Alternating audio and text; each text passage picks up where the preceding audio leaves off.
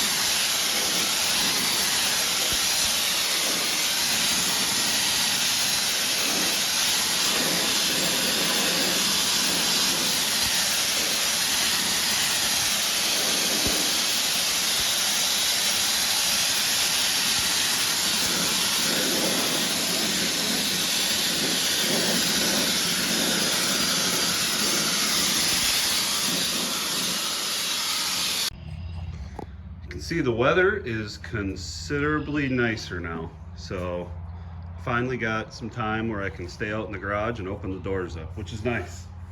So this week we'll be doing the tins and a lot of the painting on the tins and the decals and stuff because of the nice weather. And you can see a lot of the crap I've done. This thing had so many cracks in it. This hinge was completely missing, so I found another one and scabbed it in there, and I got obviously a lot of body work to do on it yet, but I'm not really a body man, so I'm just gonna do our best. Found a couple small cracks like that one and stitched it up. We'll grind them down and get them in primer, and then I gotta do a little bit to this nose. You can kind of see, let's see. You can tell how bent up the fins are in the front. So I wanna try to at least straighten them out a little bit. That and I forgot to take off the head badge when I blasted it, so I'll have to clean that up. But a lot of this screen back there is bent up and it's got holes in it and stuff, so I'll probably take that off. I don't even know if I'll put it back on again. So we got to get busy doing some body work and some priming and some painting.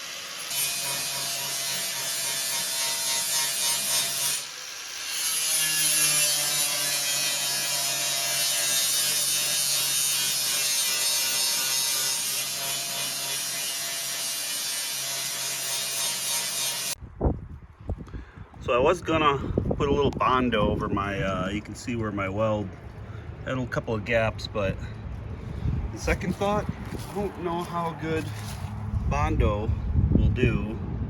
I mean, it's just gonna be ugly, I guess. Every time you pull this hood on and off, I'm worried about the Bondo cracking and flaking off. So, I mean, I guess it's a tractor, right? I mean, how good you gonna get? That and like the grill. Straightened it out some, but you ever seen one of these without a bent up nose on it? I mean, it's just, it is what it is.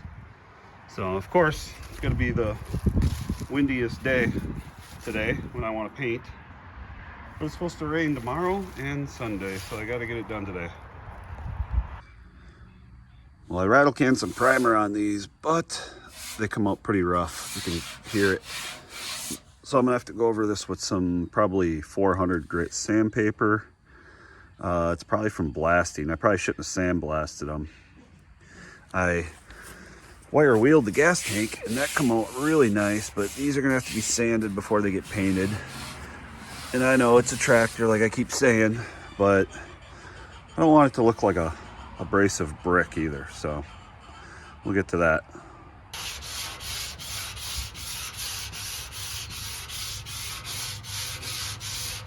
I probably would have had most of this done yesterday, but I got called to do a brake job. Grandma. I guess there's a few deer up north she hasn't run over with her car yet or something.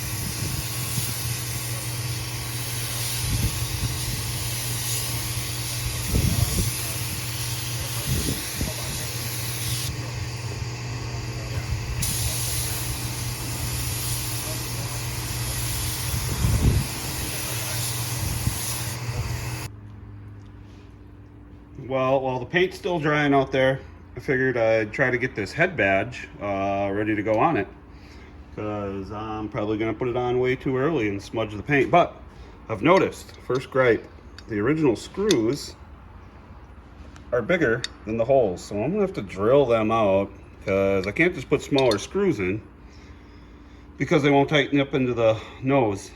So, you know, I'll have to drill them out and redimple them, I guess. Of course, got ahead of myself again and drilled them out, decided to compare them, and if you look, if you line, oh, here I did it this way.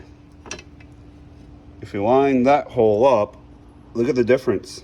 The new head badge is wider, so I'm gonna have to re-drill the flipping holes anyway, so I don't know why I didn't just look at that to begin with. I couldn't help myself. I had to try to hurry up and put this nose on, see how it looks. Starting to look like a tractor again. I'm not very impressed with the paint job. She's kind of orange peely. I think a lot of that is, like I said, because I blasted these and I never should have. And the other thing is it was pretty hot earlier today, probably too hot to really be painting, and it's extremely windy. So I mixed the paint really thick to try to get it to dry faster because, well, to spray on heavy because I knew it was so windy. And we got rain coming, and it's not far away. So I kind of had to hurry up and get these things painted in here. They're just tacky enough to where you can touch them and not really leave deep fingerprints, but I probably shouldn't be touching it a lot. But hey, it's on, and I can check off the painting. Maybe I can get my wife to help me put on the hood later, and we can do the decals. Let's get down to the fun stuff. I love putting stickers on stuff, except for it's nerve-wracking because this paint is not going to be forgiving. So once it's on, it's on. It is hot out here. It's like ridiculous for Wisconsin in April. I think it was 82 today. I had to lose my cap and everything. All right, let's see how much damage we did. Watch it take paint off when I pulled the backing paper off. Oh man, looks good. Looks good. Another more ridiculous one. There's a dent there.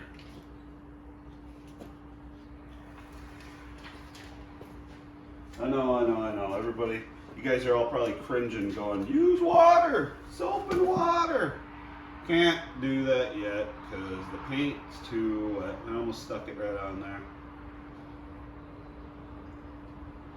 Now these decals are what they call mylar, which has mylar, whatever. It's got this. Oh, that was a mistake right there.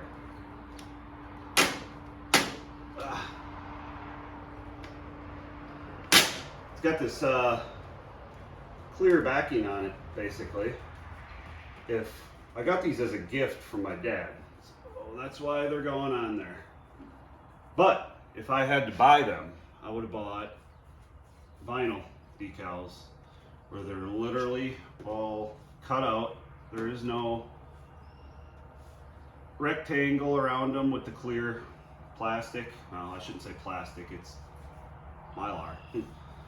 It's like it's almost like a clear vinyl on the whole sticker. You get some stuff, here I'll show you. If you get like bubbles, like right there by the L, the best thing that I know to do is to just give it a split. And now I know that cut is ugly, but then grab your torch or a heat gun even, give it a little bit of heat, and then you can press it right out. Nobody knows the better. That's magically the only one I see in here. Let's go around and press this all down on the edges. Once you get a little bit of dirt under the edges, it'll just keep going. But hey, dude, that looks incredibly better than what I started with. I like it. I'm excited. We're getting there. And I'm gonna call that done for the decals. There's only one spot on this hood I don't like, and that is right here.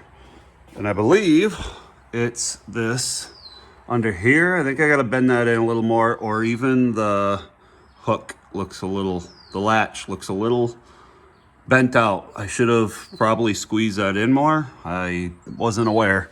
And that should pull this over, well, over a little more.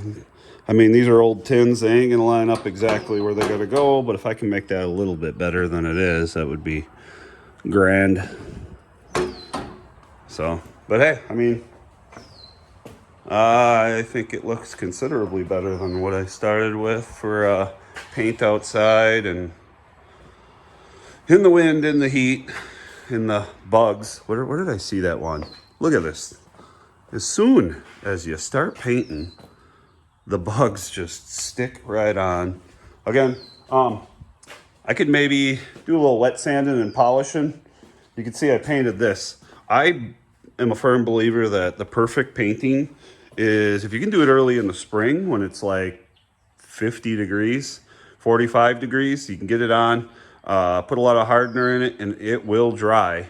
And the good thing is if you can do it with a little bit of snow on the ground, there's no dust. You don't got to worry about leaves blowing around. There's no bugs and there's no humidity. So really that's when the paint turns out the best, in my opinion. Or if you got a paint booth, which I don't. So I paint either in this garage or out in the lawn. But anyway, still got to do the headlights. I started wiring them in. You can see them hanging. I got to do some seals around them and put the glass in. We got to do the wheels, the belt drum, and the fluids, and the chrome stack. So we should be good.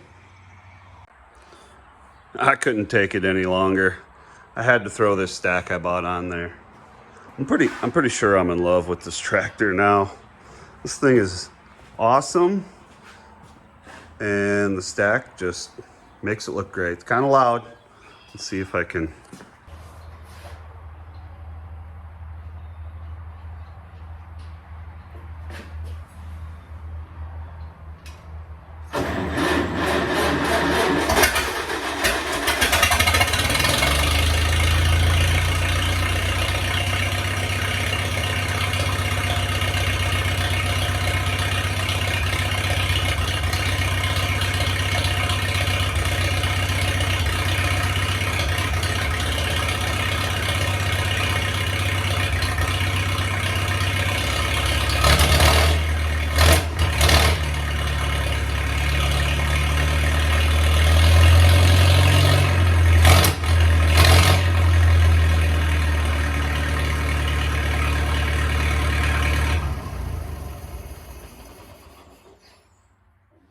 Thing's literally blowing chunks of rust, hot rust out of that manifold. So it's been a while. Sounds awesome. All right, moving on from admiring the crappy work we've done so far to, I think I'm gonna try to get a little bit of paint on this belt drum while, that way I get a little paint on it and let it dry while I pull the front wheels off to paint. It has, you can see, it's been drizzling and raining now, and the temp has gone down a lot, so it's going to eliminate my paint outside. And my sinuses are going crazy now. A couple of years ago, actually quite a few years ago, about 15, I was building a tubing bender for my stock car to bend some roll bar tubing. I got hit in the face with the grinding wheel, and ever since then my sinuses go nuts with temperature changes or humidity or anything. But anyway, there's a couple ways you can put this on. This is an enamel paint, and I think this stuff is the best because it dries hard. It's about as close to powder coating as you're gonna get without powder coating. But you can either spray it on like I prefer to do when the conditions are right, or you can brush it on with a sponge. And for small stuff like this, it's usually the way to go, but it's going to take a while to dry, I'd say, especially right now because now it's humid and it's raining. And either way, you don't want to overload it. Just get a little bit on your sponge. You can just start brushing it on. It's going to take a couple coats, but like I say, this way it'll dry while I work on other stuff.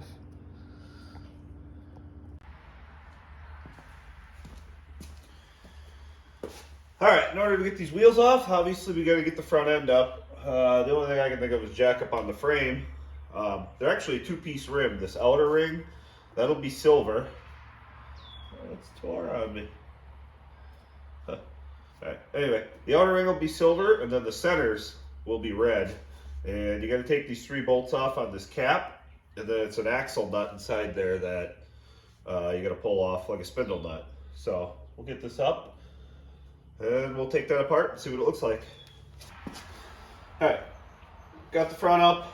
Normally I'd say don't do this, don't jack on the oil pan, but there's nothing really for weight on the front of this, so it's not very heavy. Ooh, do I have the right size? I do not. Well, I do for some.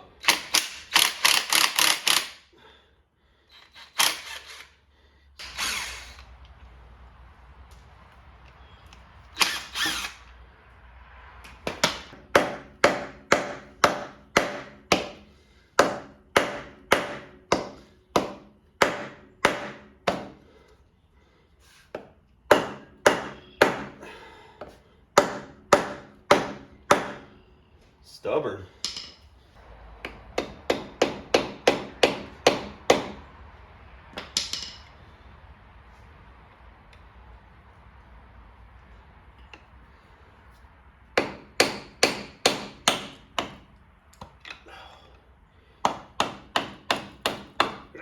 Hand is stuck. Well, they glued them on. These people. Okay, well, that's why. Oh. That is the weirdest castle nut I've ever seen. I've never had one of these apart in front on any of these narrows, so I didn't know what they looked like. Let me show you. We're talking old school. It ain't coming loose, you know? I mean, unless you want it to, which I do. So we're gonna get it loose, but we'll get that off and get this rim off, and then we'll pull it apart. See, now that we got that bolt loose, we can spin this castle nut, which is proving tougher than I thought.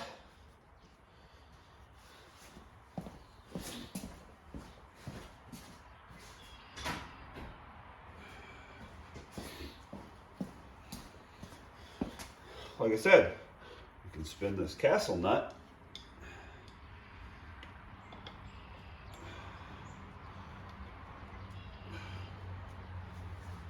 Like I said, we can spin this castle nut now. Hoo-ah!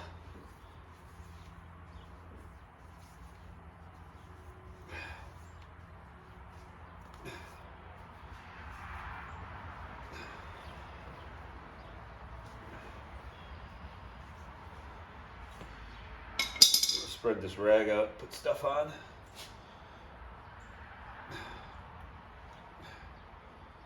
There we go. This wheel should just pull off. Yep, there's the outer bearing. It comes out. There we go. And voila! That's old grease.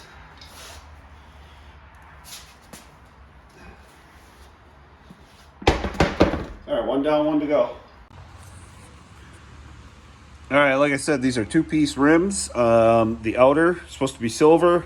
The center is supposed to be red. If you take these 3 nuts off, or bolts, I guess, unbolt them, the halves will separate, and we can get the wire wheeling on these and paint them up and clean them up. Probably gonna throw the bearings and stuff in the parts washer. I got them soaking right now in a little concoction of thinner and stuff, and you can see how much, I mean, it was clear thinner, and you can see how much grease and stuff it pulled off already. But once we get this all cleaned up, we can paint it up and put it back together. I might change this valve stem, because I mean, look at that. That's just, I know it's just the rubber on it that's tore, but that's not that cool. All right.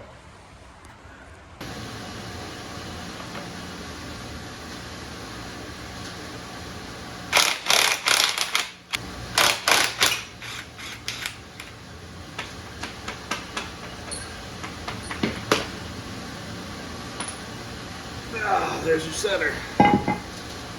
Grease. One down, one to go.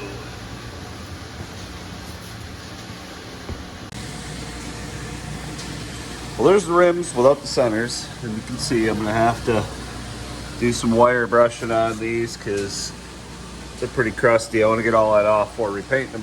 Obviously, these tires are a little worse than I thought they were, but I don't have new tires right now. I'm not. That's really ugly. But I ain't got new tires right now, and I'm not waiting to get them. I said I was going to change that valve stem, but I must be a moron because they got tubes. So I ain't changing the valve stem unless I change the tube, and I'm not doing that. So obviously when we get new tires, we'll change the tubes, but I'm not putting new tires on right now. I got parts washing right now, the bearings and all that, trying to get the old grease out of them. As long as we get the majority of it out of there. It almost looks like they use like a white lithium grease in here, which is kind of weird on one. The other one is bearing grease, but as soon as those get done, we'll pull them out, put them on a rag, and then I'll wash these hubs. When everything's clean, I can finally paint it and put them back together and get these wheels on.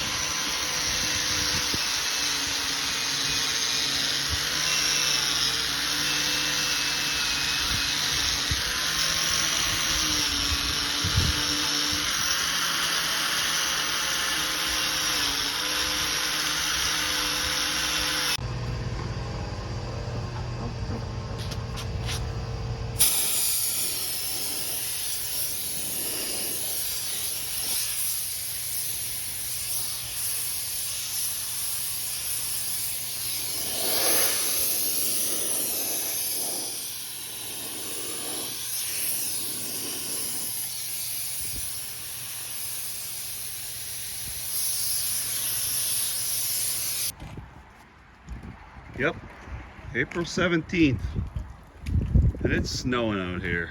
So we'll finish this painting up inside, I guess. I gotta paint the other side of these rims. Hopefully clean up these tires a little bit, and I guess I'm gonna have to repaint this pedestal too, because you can tell with the wheels on, I didn't get it very painted. So now would be a good time to do it. We'll wire brush that, and then get this stuff all reassembled and put on.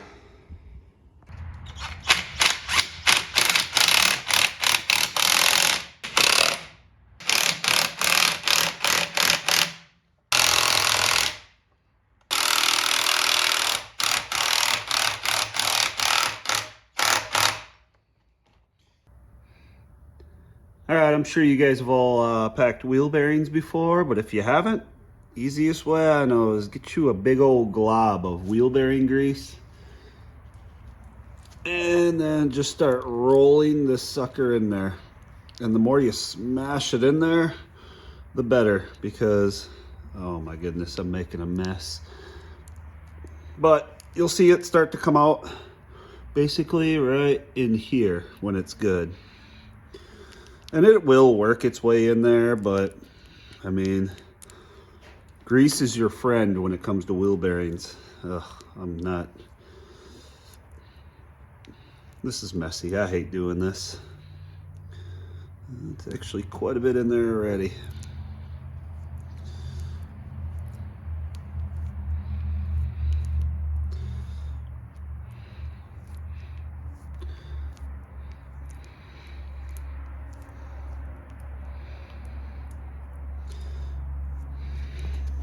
go on here. Right there. Wow, what a drastic improvement already. I'm glad we took these apart and did it. All right, the bearing's on. Now we can put this, I don't know, I'm gonna call it a castle nut, even though I have never seen one like this before, but I've never taken these wheels off. Oh, one of these old tractors. We're gonna need the wrench again, I think. Okay, how you want to set tension on this nut is you just kind of want to turn the wheel. Oh, that's a little tight already. Let me see if I can do this. Let's back this off a little bit, like that. There, it's spinning easier already. That's the way it should spin. We're gonna give it a little snug because them bearings are gonna kind of run themselves in a little bit. And then tighten up that jam bolt there. And we're gonna take this cover, and I like to just pack that sucker full of grease on the end, so then when you go to put it on, it'll kind of run that grease in there also. I'll have excess. So we'll get that buttoned up and then we'll work on the oil. Well, front wheels are painted, and what a difference that makes. I almost regret not getting new tires now because I'm not sure how I'm going to clean them up. Plus, if you look, they're pretty bad. Literally, when I was masking them off, the tape was pulling pieces of rubber. I mean, look at that. You can just pull them apart. So they will get new tires. Not today, because I'm not waiting for them to come in. But dang, that looks so much better. They actually matches the rears now. Well, I guess we can find a marker. Here we go. Cross. All we gotta do is finish the headlights, oil, gearbox, and the belt drive. Cool. Alright, let's get this oil changed.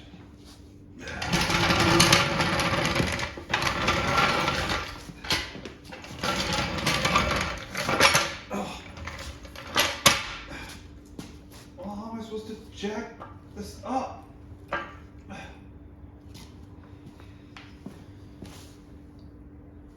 Oh yeah, it's right under there.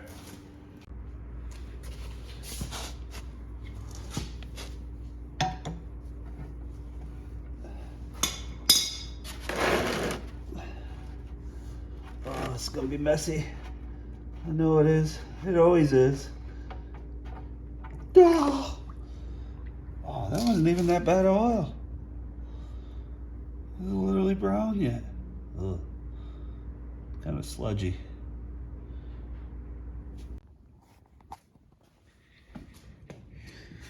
All right, well, that's draining. The filter is inside here. You just take out this big long-winded bolt. I probably should have done this with the hood off. It would have been much easier. Come on. There, so see, this is a pretty long bolt. There, it'll come out. Throw that down there. Then this filter housing will come off, and the filter's inside right there. I can't get them off together. There we go. That can go right there. We go. Perfect. That's pretty clean inside. Now don't be afraid to look in your filter housing. You can see there's a little bit of sludge in there, so I'll wipe that out. And when you tighten this down, don't tighten it too tight because there's an O-ring in there and you don't want to distort it. Just snug it up. That's all you got to do. All right, let's stick this in here. That goes down in there. This will go back on. We'll turn that back like that because I didn't paint the back side of it. We'll just hide that. All right, now the bolt. Get it right through the middle of the filter if you can. You can find it. There it goes.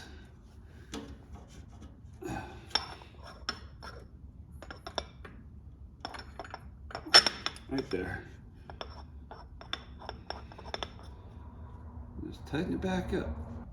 All right, there's no dipstick on these H's, and I don't think there's any on the M's either. I don't know what models all do or don't have them. I know the Cubs do, and I think the A's might, but I know the H's and the M's don't. This basically is your low level oil. Like when you have your oil full, you'd crack this. I can't right now because it's got paint on, but if there was something in there, it would drip out. As long as it's dripping out, you know you got enough oil. This is when you're filling it. And somebody really boogered the crap out of that. You open this. That's probably open enough.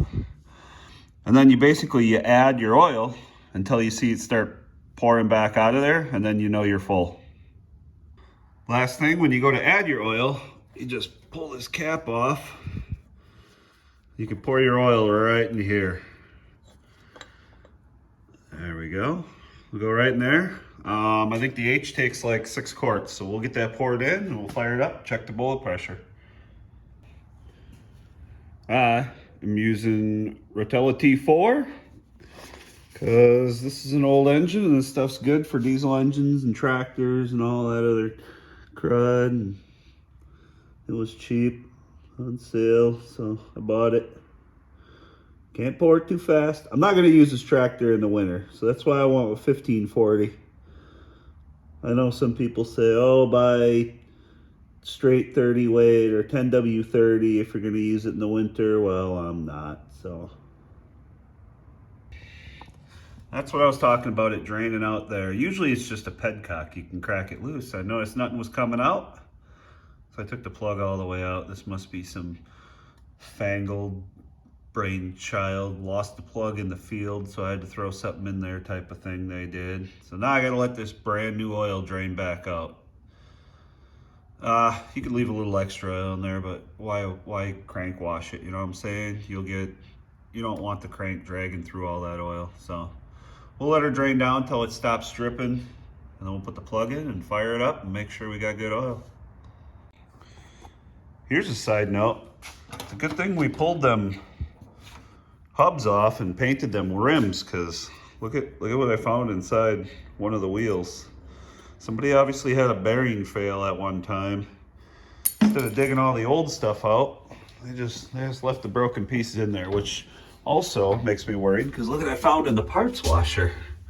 That's actually, I think, chunks of the casting inside the rim. It ain't from the bearing race, so I mean the bearings are good and it rolls, but probably wouldn't be a bad idea to find another set of centers. Darn it, I just dropped one down into the pump. Well, you can see we're knocking the list down and there ain't a lot left, so I'm gonna get to wire wheeling on this belt drum here and get some paint on it while I put the headlights together, so that way it can dry.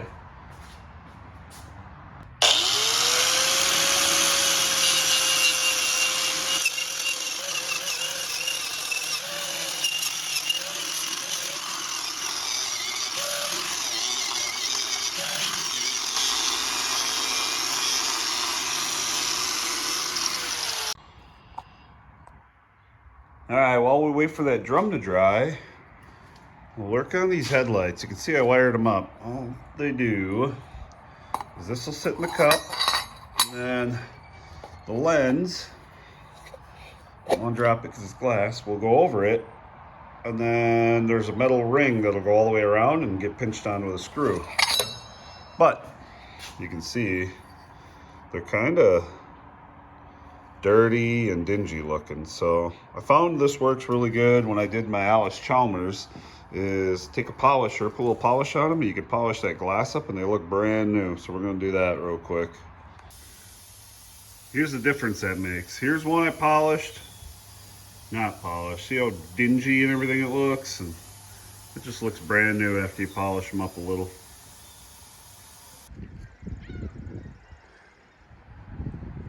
Well, there she is in all her glory. I'm gonna call this done. You can see I put the air pipe back on for the filter. I got the belt drum back on. The headlights are in, but like I say, there's a couple things we gotta do yet. Like, you can see the lenses are loose. I gotta put them rubber seals in there. Definitely gonna get some new front rubber because I'm not going to be able to take the paint, and they are pretty weather checked looking at them when I painted the rims. So that's got to be done. Probably going to touch up this carburetor a little bit because when that gas leak went off, it took some paint with it. Other than that, I'm going to call this thing done, and I am pretty happy. It looks, as far as I'm concerned, it looks good. Looks, for what I'm going to use it for, it looks good enough. It needs to be washed. You can see the birds got in my garage and they were crapping all over it already. So it's pretty cold today, but I don't know. I might have to take this thing for a scoot down the road and see if it actually runs. Pretty loud now with that straight pipe, but I like it. It sounds good.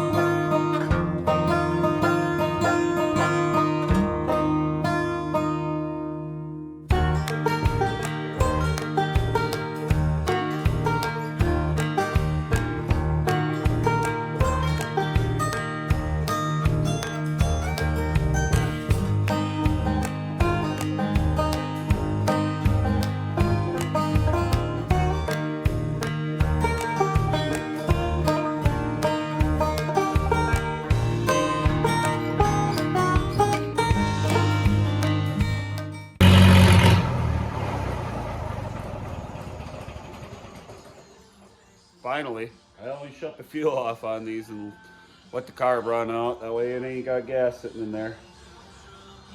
This thing runs good. I mean, took it down the road. Probably gonna need to get a new cap. See, this one's spewing a little. Oddly enough though, it's cold out. It didn't even come off the cold marker. And I mean, I can touch the block and it's not even hardly warm. So this thing runs nice and cool. But other than that, other than the small things we got to do in the future, I'm gonna call this pretty much done. And I got a big auction I'm gonna go to tomorrow. Last year, they had 3 rings running. It went from 9 in the morning until I think like 5:30 in the afternoon, and they had 1,400 consigned items. And I looked at the list this year, and they have almost 1,700 items. So a couple things I got my eye on. There's a IH trailer that they used to put behind these H's and Cubs and stuff, and those things are pretty rare. So I'm gonna try to get that. I go to a lot of auctions in the summer, so a lot of farm and implement auctions. So let me know if that's something you guys want to see in the future. You guys want to see these auctions or not? I guess lastly, I got to give a shout out to my 16-year-old daughter, Haley. She a big member of the FFA, and she was just nominated as the president of the FFA in Seymour here. So I'm proud of that kid, and she's been hounding me to drive this thing to school for driving tractor to school. So now that it's worth driving, we might let her take it down. We'll give her a couple tutorials up and down the road on what to and not to do. get some new tires on this thing, get the lights working, and hey, we're gonna have fun with this thing. So if you like what you saw, like and subscribe, and have fun, everybody. Thanks for watching.